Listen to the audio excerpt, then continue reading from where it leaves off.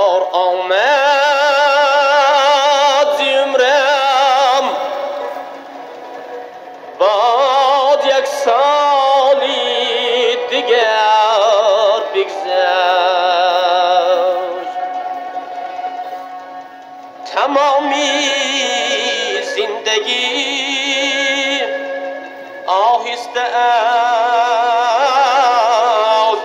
پیشین نظر بگذشت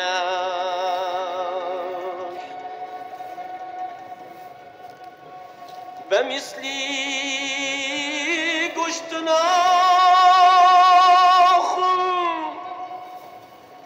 همیشه با وطن بودم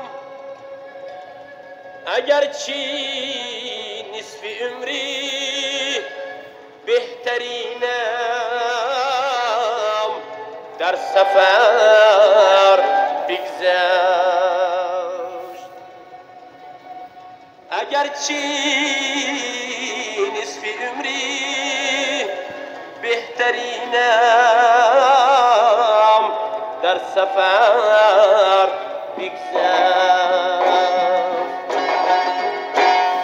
وطن در هر کجا آمد به سرفارم هوای تو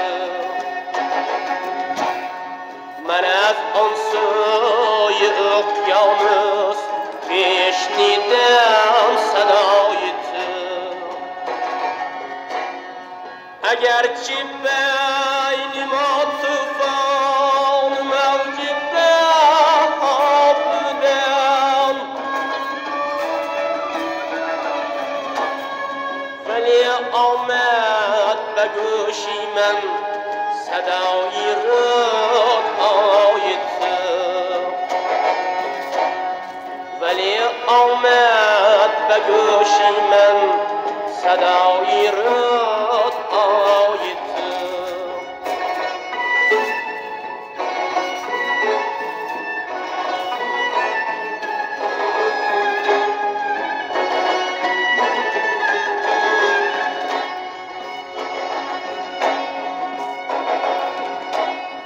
به وقت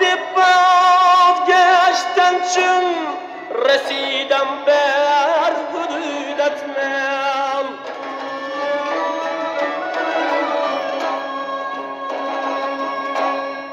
زی سر تا پا شدم نفتون شیدایی نمودت من نشستم در زمین تو پریدم در هوای تو به آوازی درودت من به آهنگی سرودت من به آوازی درودت من به آهنگی سرودت من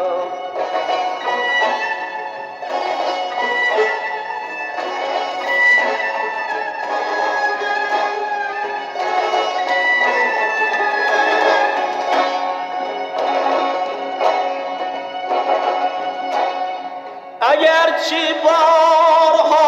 افتادم از یارم دور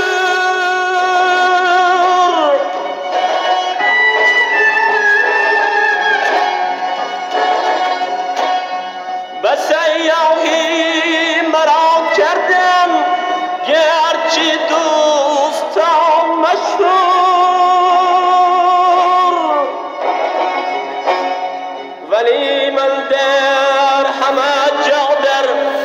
همه کنج کناری ده همیشه با وطن بودم همیشه با وطن مسرور همیشه با وطن بودم همیشه با